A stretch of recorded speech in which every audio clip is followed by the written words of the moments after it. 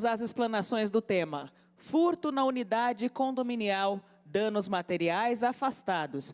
Previsão expressa na convenção condominial, dano moral devido e a responsabilidade do condomínio. E anunciamos o excelentíssimo desembargador, o doutor Luiz Fernando Nishi, desembargador do Tribunal de Justiça do Estado de São Paulo, mestre em Direito pela PUC São Paulo. Com a palavra.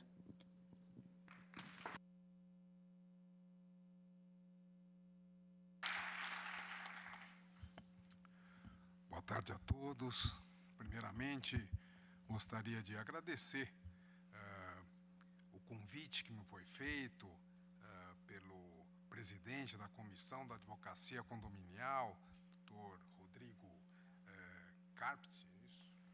Carpati, e também o convite que me foi feito através do Fábio Ranada, meu, na verdade, conhecido quase de infância, né, que já conhecemos há muito tempo, não vou falar há quanto tempo para não denunciar a idade, mas apenas para dizer que realmente a amizade vem dos nossos pais.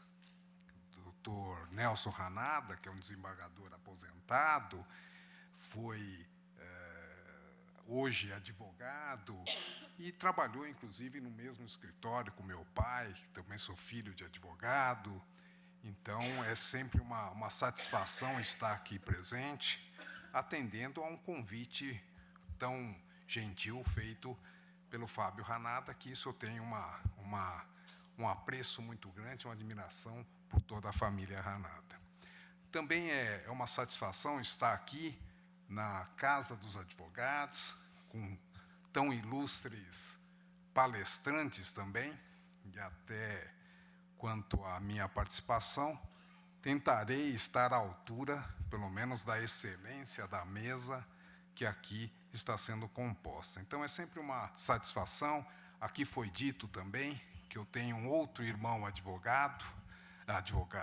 desembargador, mas oriundo da classe dos advogados. Então, eu não acho parecido, mas todos confundem. Então, isso, de certa forma, é muito bom, porque sempre nós já combinamos, se alguém vem falar alguma coisa dele, ele fala de mim. Então, na verdade, não vamos desfazer o equívoco com relação à pessoa envolvida, mas recebemos as homenagens e os cumprimentos reciprocamente, como se fosse um só. Então, a família agradece de qualquer forma, qualquer tipo de elogio, e também receberá, em resposta, a qualquer tipo de reação, no caso de algum tipo de crítica. Então, da mesma forma, porque entre os colegas de profissão, alguns falam que tem o nicho bom e o nicho mau.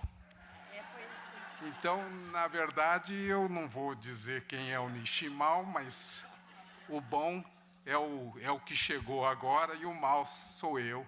Então, eu prefiro aqui, nessa condição, de sempre receber os elogios à família de uma forma indistinta. Então, desse ponto, nós dois temos um acordo com relação a esses equívocos. Em sustentações orais é muito comum fazer menção a julgados do meu irmão, quando é um caso meu, ou vice-versa, e assim por diante. Então, dentro disso é que nós vamos trabalhar o tema. Eu sei que a pauta hoje do dia, nós tivemos excelentes brilhantismo, palestrantes ilustres com relação a ministros, quanto à apresentação na parte da manhã. Então, a minha participação, e aceitando o convite, foi apenas de colaboração. É uma forma de mostrar o que alguns entendimentos hoje a respeito da responsabilidade condominial, ela tem um alcance que, às vezes, a lógica parece um pouco duvidosa, ou até mesmo questionável, mas a partir dessa evolução do direito condominial, especialmente na questão do condomínio edilício, nós temos essas variações. Nós temos uma variação, inclusive, legal a respeito disso. Nós tínhamos o Código Civil de 16, que sequer previa essa condição de um condomínio edilício, porque nem edificação existia naquela época. Os condomínios são aqueles condomínios comuns, e essa primeira distinção a respeito do que seria um condomínio comum e um condomínio edilício é fator determinante para se entender um pouco da lógica que se aplica em relação ao julgado sobre a responsabilidade civil dos condomínios nessas condições. A partir do Código de 16, nós temos uma lei de 64 que trabalhava essa questão dos condomínios edilícios e o novo código, o novo texto do Código Civil, que expressamente fala em condomínio edilício. Então, quando se fala em responsabilidade do condomínio, e aí a proposta do tema, eu até perguntei, porque eu deixei para o Fábio, sugeri o tema, e até quando ele me passou o tema proposto, que é uma responsabilidade civil do condomínio, nos casos de furto, ele até me encaminhou uma ementa de um julgado meu. Então, a partir daquilo, quer dizer, então, até eu falei, então, esse é o tema proposto, eu falei, eu me sinto à vontade, porque pela ementa eu já vi mais ou menos qual seria o tema a ser abordado. Então, a partir daí, eu tiro algumas premissas que eu vou colocar a respeito da responsabilidade e direcionada naquele caso que foi tirada a ementa, era um caso específico de um furto ocorrido numa unidade condominial, por meliantes que, burlando a vigilância na portaria, adentraram na unidade e lá subtraíram diversos bens e valores do condômino. E busca, esse condômino, a indenização pelos prejuízos, não só materiais, como morais, colocados. Essa ementa vai além, que ele fala do dano moral, e eu reconheço a procedência com relação ao dano moral, e, paradoxalmente, parece que eu julguei improcedente o pedido de dano material. Mas aí depois nós vamos falar o que significaria essa questão específica, tal, mas foi muito mais por valoração de prova do que propriamente da questão de fundo, se seria devido uma indenização material, se eu dou uma indenização por dano moral e não dou uma de dano material, parece uma incongruência, ou até parece alguma coisa que teria levado a um erro de julgamento, e assim por diante, mas não foi, por isso depois eu explicaria com mais detalhamento a respeito disso. Então, num primeiro momento, quando se fala em condomínio edilício, nós temos essa situação de distinção, o que significaria esse condomínio edilício, e diferentemente do condomínio comum. Na verdade, o condomínio edilício, ele parte de duas situações. Nós temos o titular de uma unidade autônoma, e nós temos sobre essa unidade autônoma, ele é o titular, ele é o proprietário, e usa exclusivamente daquele espaço que é de sua titularidade. O condomínio edilício, ele tem essas duas realidades.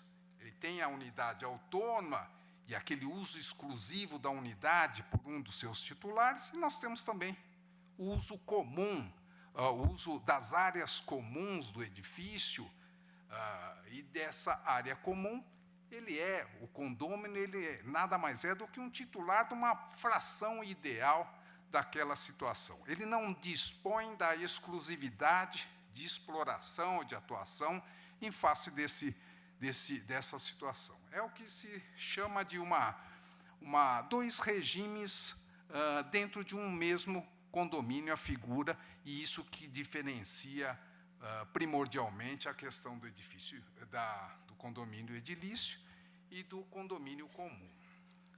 É o que, inclusive, Nós temos Caio Mário da Silva Pereira, que todo mundo sabe quem é, escreve sobre isso. Ele fala que a modalidade do condomínio edilício é uma simbiose orgânica de propriedade individual e da propriedade coletiva. Ou seja, no mesmo condomínio nós temos duas situações, da unidade autônoma e a unidade coletiva, na verdade, com relação a essa exploração. E a partir dessa distinção é que a gente vê que na organização desse condomínio, ele tem a questão da instituição desse condomínio, que é um dos elementos para a formação do condomínio edilício, e depois disso nós temos as convenções condominiais e os regulamentos em relação a esses mesmos condomínios. Então, são regras internas, quer dizer, para a instituição desse condomínio, pode ser por escritura pública, particular, levada a registro para conhecimento de terceiros, erga omnes, aplicação erga omnes, e a partir dessa constituição nós temos regulamentos, nós temos convenções. A convenção é um pouco mais detalhada, é uma forma de os condôminos com relação a essa simbiose fática, com relação a dois regimes, de buscar uma convivência pacífica, regras mínimas de convivência harmônica entre os condôminos, e essa convenção tem essa primeira finalidade e o regimento interno, essa complementação em relação ao que essa convenção trabalha.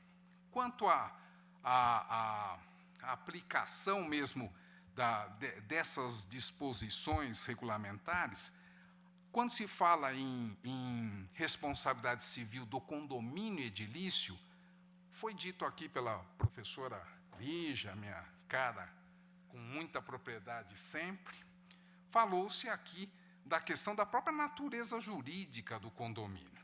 Ele é um ente, que alguns dizem ente despersonalizado. Não existe propriamente uma pessoa, nem física, nem pessoa jurídica, relativamente ao condomínio. É como se fosse uma ficção jurídica, que essa universalidade de condôminos, eles têm que se organizar e têm que ter uma representação na busca dos seus interesses. Então, essa legitimação com relação à atuação de um condomínio, ele dá essa possibilidade de uma capacidade processual de representação de uma universalidade de condôminos, e é assim que a coisa basicamente funciona. Então, é um ente despersonalizado, não tem essa natureza de uma pessoa jurídica. Então, a existência com relação a estar em juízo na defesa dos seus interesses, do que colocar todos os condôminos para exercer os seus direitos, existe uma representação de alguém, na qualidade do síndico, algum representante em relação a esse condomínio, e passa a exercer essa representação, mas a natureza do ente, ele é um ente despersonalidade e não tem essa personificação jurídica para exercício autônomo de um direito e essa responsabilização. Então, quando se fala em responsabilidade do condomínio, num primeiro momento, o do condomínio edilício, num primeiro momento, é essa situação. O condomínio ele não tem uma existência própria com relação a ser sujeito de direitos e obrigações. Ele é formado por uma universalidade de vontades. Cada condômino tem a sua vontade. Como ele não pode exercer exclusivamente essa vontade sobre aquela parte comum, elege-se umas regras com relação ao funcionamento desse mesmo condomínio. Então, a partir da responsabilidade civil, nos casos de furto, nesses casos de furto, roubo, partimos também de uma posição que o STJ já consolidou, que ele diz que a responsabilidade do condomínio edilício só pode ser responsabilizado por danos ocorridos em áreas comuns do edifício se existir cláusula expressa na convenção do condomínio ou no regimento interno prevendo tal responsabilização.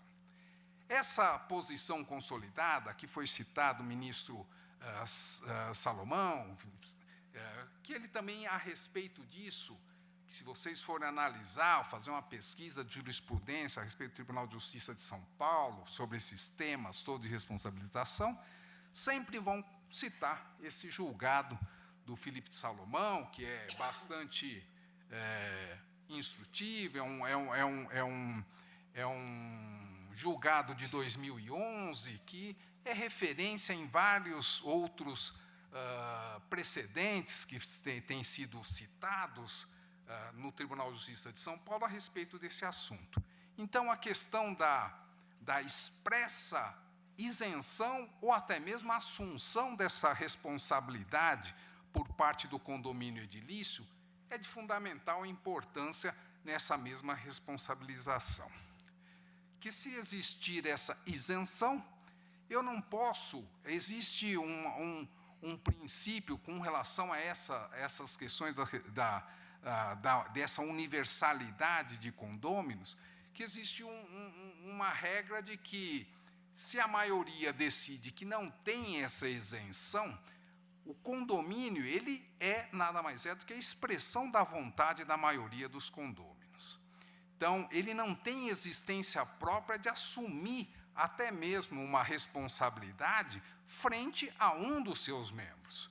Na verdade, ele é uma representação da vontade. Então, ingressar com uma ação impondo ao condomínio essa responsabilização, quando não existe essa previsão na convenção ou qualquer tipo de regulamento, ela é uma ação que, basicamente, ela é fadada à improcedência dos pedidos indenizatórios nesses termos. Isso ficou bem claro com relação à orientação que é pacificada no STJ e também nos nossos tribunais. Sempre tem a primeira questão a ser analisada, se existe essa previsão ou não na convenção quanto à isenção de responsabilidade, e, a partir daí, é que se definiria a solução de outras questões. Então, isso já foi um avanço, porque a natureza jurídica do próprio condomínio edilício ele impede outra solução, senão a representação do condomínio segundo a vontade contida na convenção. Então, se tiver a isenção em relação a isso, é que se vai cobrar a responsabilidade ou não do condomínio. E aí nós temos essas questões de segurança. Esse condomínio, ele investe em questões de segurança, as questões de quem participa de assembleias de condomínio, reuniões de condomínio, sempre a preocupação é de melhoria na questão de segurança, melhoria na questão de dotar o edifício com recursos que possam buscar uma segurança, um controle maior de acesso, portaria profissionalizada, vários tipos de questões, dependendo. O fato de investir nessa segurança não significa que o condomínio esteja assumindo para si essa responsabilidade de arcar com qualquer prejuízo acaso ocorra algum sinistro, algum evento, como um furto, como um roubo, dentro das dependências do condomínio. Então, é muito comum, a primeira situação é a gente ver várias demandas voltadas pelo condomínio, que foi vítima de eventual subtração. Ele elege, num primeiro momento, o condomínio como responsável e pede-se a condenação do condomínio quanto à responsabilidade indenizatória. Alguns, até de forma completamente, não digo inapropriada, às vezes invocam até relação de consumo. A doutora Maria Lúcia ela é por dentro das relações de consumo, então invoca-se Código de Defesa do Consumidor para falar que que o condomínio é prestador de serviço do condômino e, por isso, tem uma responsabilidade objetiva e pede a indenização, porque a responsabilidade é objetiva, o dano está lá, foi uma má prestação de serviço e assim por diante. A situação é que, nesses casos, não há aplicação em regra com relação ao condômino e com relação ao condomínio, não há essa relação de consumo. O condomínio não é um fornecedor de serviços e nem o condômino ele é o consumidor ou destinatário final desse serviço, muito pelo contrário, ele também é responsável por os problemas que essa situação ocasiona a todos eles. Então, a própria natureza, quando eu falo que a natureza jurídica do condomínio edilício tem esse papel importante para a definição das responsabilidades, é o que tem motivado as decisões do STJ, que eu digo que nesse ponto, não que o ministro hoje não esteja aí, mas nesse ponto eu digo que, por enquanto, a orientação, eu entendo, meu modesto entender, eu digo que é adequada essa interpretação que se dá a respeito disso. Então, o que verificamos é essa primeira situação. A própria natureza jurídica do condomínio edilício, ele impede essa responsabilização no caráter objetivo, dizer que houve o dano e a má prestação, então tem que reparar esse dano.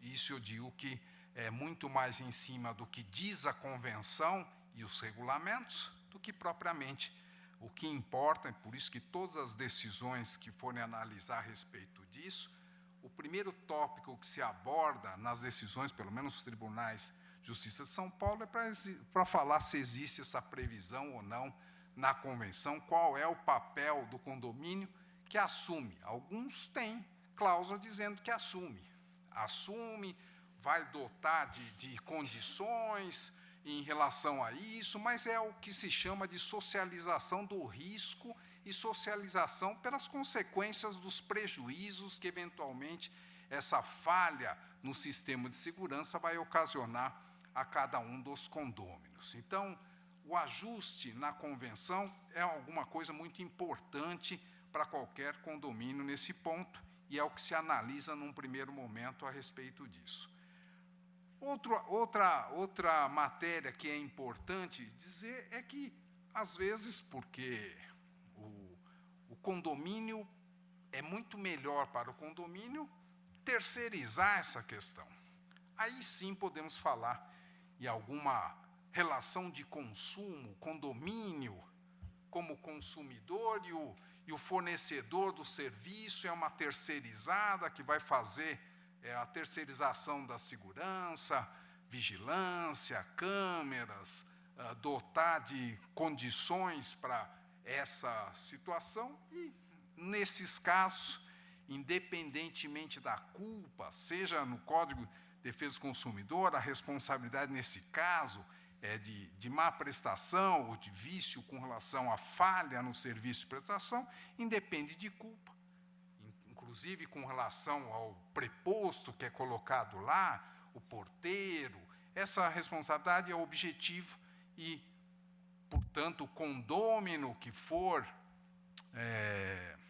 vítima de qualquer tipo de subtração, ele se volta diretamente com a prestadora de serviço, com relação a isso, pelos danos causados, que nesse ponto a responsabilidade ela é objetiva quanto a isso, e é o que nós temos visto em todos os julgados, se reconhece isso sem sombra de dúvida, independentemente de culpa, e até mesmo a previsão de atos de prepostos, a responsabilidade objetiva do que artigo, eu também sou ruim para lembrar de artigo, é um desses não, tudo bem, até lá eu lembro. Tá? Então, existe essa previsão de responsabilidade com relação aos atos do preposto, o empregador, então, isso mesmo, é 1332 e 1333, 1333, não é isso? Acho que é isso. Então, se for, é próximo disso. Tá? Então, com relação a isso, o que importa a gente ter em mente é exatamente essa responsabilidade objetiva quanto a essa questão. É só a questão do nexo de causalidade, o dano provou isso, a responsabilidade fica mais clara, mas é muito comum se colocar tanto o condomínio como a empresa terceirizada por esse serviço no polo passivo da ação. Então, a grande massa dos julgados a respeito disso se dá pela improcedência, porque a natureza do condomínio não permite isso, e mesmo com relação à terceirizada, assim, é que se analisa essa responsabilidade. Então, o que a gente tem, basicamente, em relação à responsabilização, em linhas gerais, eu entendo que são essas as questões fundamentais. Definir pela responsabilização frente aos condôminos, é um ajuste de vontade entre eles, a maioria, em relação ao que a representação, essa ficção jurídica da personificação de um condomínio, o ente despersonalizado do condomínio, vai agir e quais as responsabilidades em relação a isso. Praticamente ela é nenhuma, porque, na verdade, ela não existe uma pessoa independente, autônoma, para responder por isso, mas o prejuízo, ele, na verdade, ele é socializado, ele é dividido entre os condôminos, que todos eles têm a responsabilidade de suportar e dividir, ratear os prejuízos, porventura, colocados.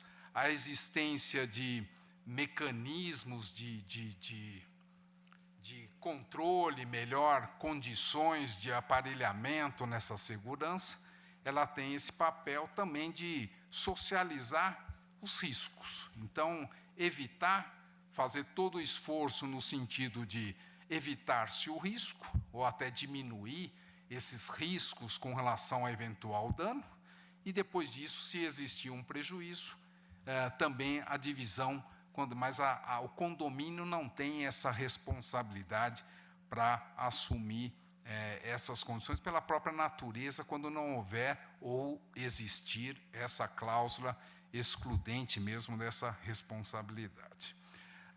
Aí eu volto naquela proposta inicial que o Fábio me fez com relação ao meu julgado, é a questão dos danos. Então, com relação aos danos, é muito comum o dano, nesses casos de furto, de roubo. O roubo tem uma outra característica um pouco diferente, que o roubo, pela própria tipificação penal, ele é considerado um ato invencível, é uma força maior, é alguma coisa que acontece, ainda que eu dote de todos os recursos, os mecanismos de fiscalização, ele é invencível, eu não tenho como evitar. Então, a questão da responsabilidade, se existe o dano e o nexo de causalidade com relação à empresa terceirizada, ela é responsável por isso. Por isso, dota-se de seguros com relação a isso, mas, embora não seja invencível a questão do roubo, mas ela é previsível, ainda mais nos dias atuais, essas questões de ocorrência de invasão de condomínios com altamente armados, isso aí, pelo menos, se não é invencível, pelo menos é previsível, e quem assume o risco dessa atividade de segurança, obviamente que responderia em relação ao roubo também. Mas é necessário fazer essa distinção, mas a questão da culpa, independentemente disso, também a prestadora responde objetivamente por isso. Mas a questão da indenização, e aí eu fui ver a questão, que realmente a ementa do meu julgado, e eu julgo improcedente com relação à indenização material e julgo procedente com relação ao pedido de indenização por dano moral. E, nesse caso, eu fui ver. Não havia prova sempre se alega que aquela unidade autônoma que foi invadida e houve o furto, então tinha lá R$200 mil, debaixo do colchão, esse tipo de coisa, tal, aquela coisa. Então, e nesse caso, não foi nesse caso, depois nessa semana mesmo nós julgamos um outro caso, que na verdade foi isso, o juiz era 300 mil reais que ele disse que guardava em casa. Sem qualquer prova, né? Sem qualquer prova. Pode ser, nesses apartamentos aí já tinha um destinatário certo. Tal. Mas nesse caso eram 300 mil reais e que mexia com dinheiro, aí prova-se com um depósito que tinha de uma terceira, que tinha um depósito de dinheiro lá, tal, e 300 mil reais lá. O juiz até entrou nessa. Falou, olha, que é até verossímil que está, pela atividade da pessoa e tudo mais, pelo padrão do apartamento, entrou nessa e confirmou o pagamento de 300 mil reais, e nesse caso nós não tínhamos esse dano material, tem que ser provado, não dá para você julgar dano material por indícios ou até por presunção, não, ele tem cara de que guarda 300 mil reais no colchão da casa dele, aquela coisa toda, tal. Então, não dá para se julgar, e foi mais ou menos isso que se foi colocado. Por falta de prova com relação ao suposto dano, a subtração em relação a isso, é que se julgou, afastou essa pretensão da indenização material, e ainda que esteja realmente, teve problema de ameaça e tudo mais, tal, com relação a isso, o dano moral é chamado dano in re ipsa, que na verdade está em a própria situação, ela já justificaria essa fixação do dano moral, e no fim só levou o dano moral e não provou o dano material, e aí a questão é apenas de ônus da prova, que teria que provar isso, e nesse caso não restou demonstrada essa situação. Então, basicamente, isso justificaria o porquê, aparentemente, na minha ementa, eu também estranhei, mas eu lembrei do caso mais ou menos. Tá? Então, é muito comum, e depois disso, é mais comum do que se imagina, porque, na verdade, a questão do dano material, não dá para se dar dano material só por presunção ou por indícios. Então, a questão é de ônus da prova, e, nesse caso, a prova não foi produzida de forma adequada e eficiente.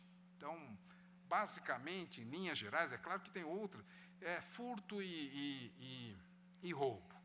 Mas tem a questão de bicicleta na garagem, na vaga, se é ou não é, se aquilo é a garagem, a vaga de garagem é uma vaga, estaria dentro da propriedade autônoma do condômino, ou se é área comum, se pode ou não pode, se eu ponho um bicicletário e some uma bicicleta. Com toda certeza, quanto a isso, é aquela coisa. Primeiro se analisa a questão da convenção. Se a convenção prevê ou não prevê, se ainda assim não preveja isso, vamos analisar de que forma essa bicicleta está sendo utilizada, se ela foi deixada lá de forma regular ou não regular. Às vezes o regimento interno faz uma advertência dizendo, ó, não deixe porque não nos responsabilizamos quanto a isso. Então, tem situações pontuais. Então, essas situações pontuais, eu digo que o bom senso, pelo menos os julgadores, a gente presume que todos nós tenhamos o mínimo de um bom senso, médio, quanto a isso, mas as questões também devem ser analisadas caso a caso.